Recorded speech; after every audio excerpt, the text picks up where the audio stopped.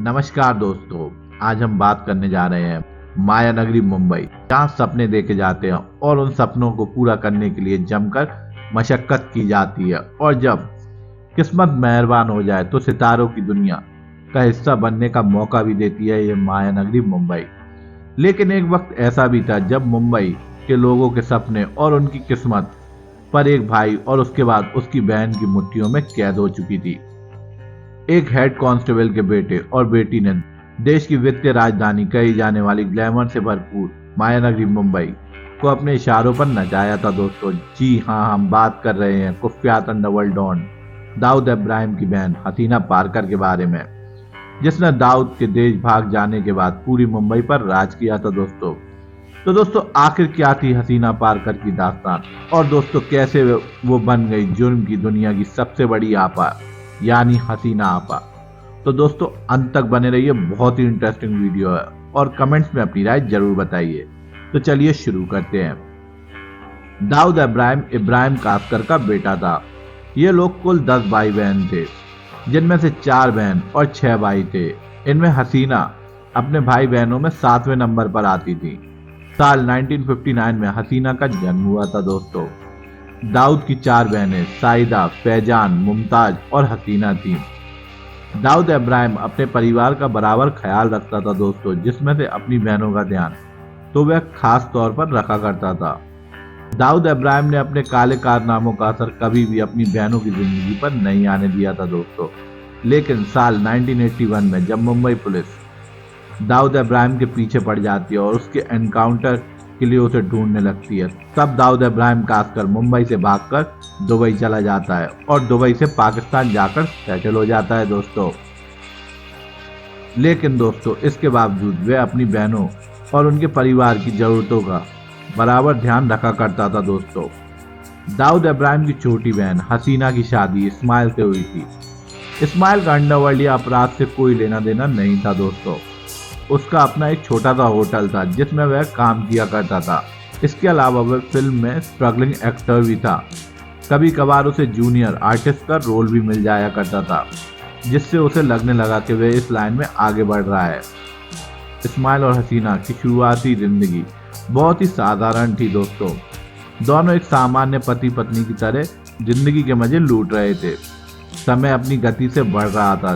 देखते ही देखते हसीना और इस्माइल 4 बच्चों के माता पिता बन गए, जिसमें 2 बेटे और बेटियां थी। तो दोस्तों, आपके दिमाग में ये सवाल जरूर आ रहा होगा कि 4 बच्चों की मां के ये कैसे हुआ। तो दोस्तों, थोड़ा फ्लैशबैक में चलते हैं। ये बात जब की है जब पठान और दाऊद गैंग में गैंग वॉर चल रहा था, और दाऊद गैंग पठान गैंग के लोगों को चुन चुन कर मारने लगी। दोस्तों, Pathan gang versus Dawood gang war पे मैंने एक डेडिकेटेड वीडियो बनाई है, कृपया इसे जरूर जाके देखें। इस पूरी कहानी को जानने के लिए उस वीडियो को जरूर देखिए कि दाऊद गैंग और पठान गैंग में क्या हुआ था। तो चलिए अपनी स्टोरी में वापस आते हैं। इसके बाद दाऊद इब्राहिम ने अंडरवर्ल्ड की कुर्सी को कुछ इस तरीके से लपका कि आज भी वह उस कुर्सी के आसपास ही है। लेकिन उस समय जो भी उस कुर्सी की तरफ आता था या नजर डालता था, वह उसे अपने रास्ते से हटाने में जरा भी संकोच नहीं किया करता था दोस्तों। लेकिन अंडरवर्ल्ड में उसका रास्ता इतना भी आसान नहीं था। 90 के दशक की शुरुआत में बीआर गैंग मुंबई में काफी फेमस हो चुकी थी दोस्तों। इस गैंग में 3 मुख्य लीडर थे, बाबू रेशम, रामू नायक और अरुण गौली। दोस्तों, इस गैंग को खत्म करना दाऊद के लिए एक बड़ी चुनौती बन चुकी थी। दाऊद इब्राहिम ने एक एक करके बीआर गैंग के लोगों को मारना शुरू कर दिया। इसके बाद बीआर गैंग और भी ज्यादा खूंखार और डेंजरस हो चुकी थी दोस्तों। दाऊद इब्राहिम अपनी चाल में कामयाब भी होता जा रहा था।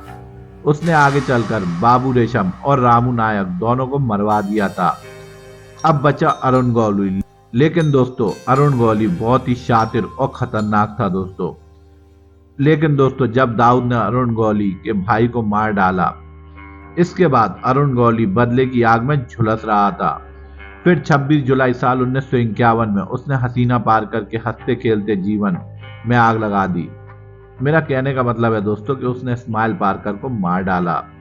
अब तक अंडरवर्ल्ड में दुश्मनी सिर्फ दुश्मन के साथ निभाई जाती थी, ये पहला मौका था जब बदला लेने के लिए अरुण गौली ने अपने दुश्मन के रिश्तेदार को मार डाला था।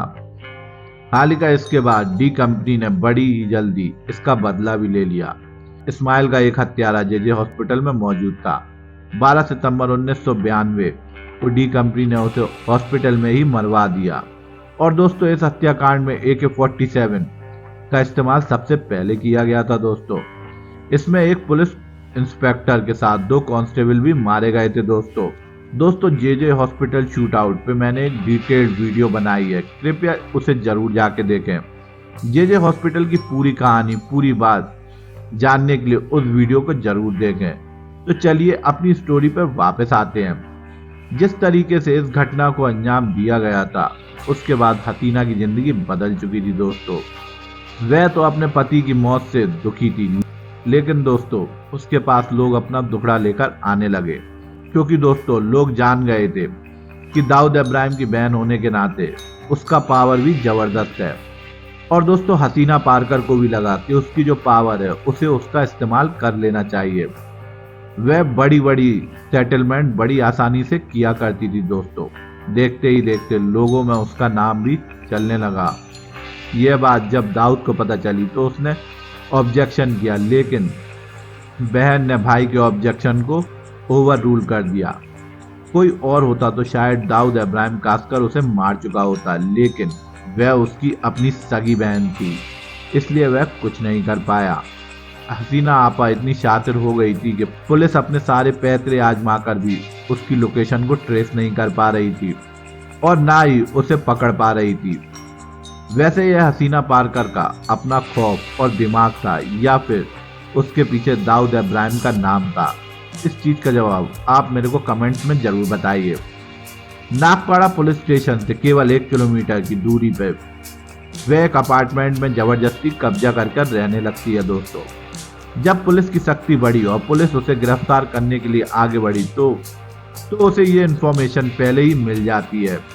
पुलिस के पहुंचने के 1 घंटे पहले ही वह वहां से रफू चक्कर हो जाती है। दोस्तों, और पुलिस उसे ढूंढती रह जाती है। आगे चलकर उसने गोल्डन अपार्टमेंट में अपना मनपसंद घर का ताला तोड़कर उस पर कब्जा कर लिया। यहाँ से आपा अपना दरबार चलाया करती थी।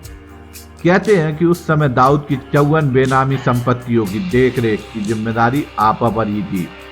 इसके बाद किसी की हिम्मत नहीं थी जो हसीना आपा पर हाथ डालने की कोशिश करे।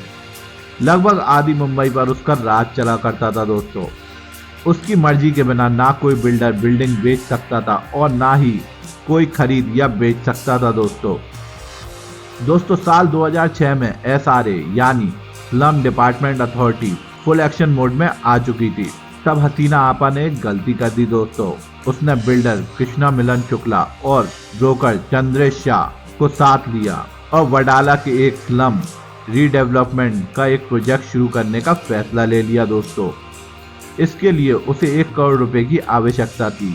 इस पैसे का बंदोबस्त करने के लिए जिम्मा प्रॉपर्टी ब्रोकर विनोद अलवाड़ी को दिया गया। विनोद ने बिल्डर जयेश शाह से 1 करोड़ रुपए निकलवा लिए थे। दोस्तों, लेकिन किसी कारण ये प्रोजेक्ट शुरू नहीं हो पाया। इसके बाद जयेश शाह ने अपने पैसे विनोद से वापस मांगे और विनोद ने हसीना से पैसे वापस मांगे।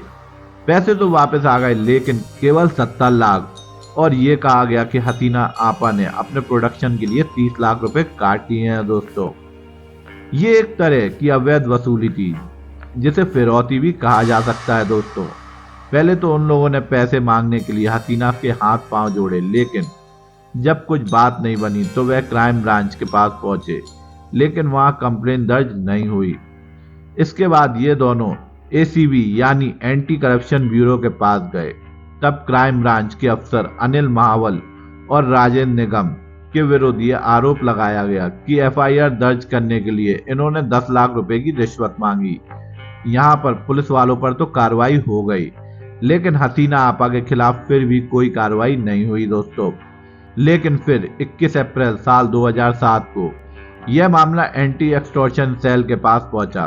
तब जाकर यह केस दर्ज हुआ। दोस्तों, और पुलिस की एक टीम आपा को गिरफ्तार करने के लिए निकल जाती है। यह सूचना हसीना के पास पहुंच गई थी और वह वहां से गायब हो चुकी थी, लेकिन अदालत ने हसीना को पेश होने का आदेश दिया। इसके बाद हसीना ने गोल्डन अपार्टमेंट में कब्जा करके अपना धंधा जमाया और लोगों को सरकारी अथॉरिटी की कार्रवाई से बचने के लिए भी पैसे लेने लगी थी दोस्तों। अपने पूरे करियर के दौरान हसीना केवल एक बार अदालत में पेश हुई थी दोस्तों। हसीना बॉलीवुड में भी अपना सिक्का जमाना चाहती थी और दोस्तों हसीना पारकर फिल्मों के राइट्स में भी अपना दखल देने लगी थी। साल 2005 में हसीना ने अपने एक बेटे की शादी एक बिजनेसमैन से कर दी थी दोस्तों। साल 2006 में हसीना का बड़ा बेटा दानिश एक रोड एक्सीडेंट में मारा गया था दोस्तों। दानिश अपनी मां के धंधे में उनकी मदद किया करता था दोस्तों। इसके बाद हसीना का पूरा काम सलीम पटेल देखा करता था। यह पहले स्माइल का ड्राइवर भी हुआ करता था और अब हसीना का खास आदमी भी था। दोस्तों आपको बता दें कि 6 जुलाई 2014 को हसीना पारकर की हार्ट अटैक से मौत हो चुकी थी।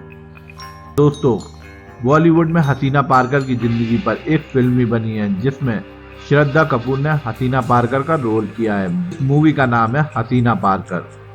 बताया जाता है कि हसीना पारकर अपने पीछे 5000 करोड़ से भी ज्यादा की संपत्ति छोड़ गई थी।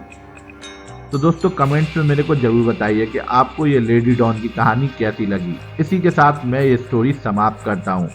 आशा करता हूँ ये स्टोरी आपको कुछ नॉलेज देकर गई हो। ऐसी क्राइम से भरी स्टोरीज के लिए मेरे channel treasure knowledge TV Hindi को लाइक एंड सब्सक्राइब कीजिए और कमेंट्स में अपनी राय जरूर बताइए। जब तक के लिए धन्यवाद। जय मां भारती।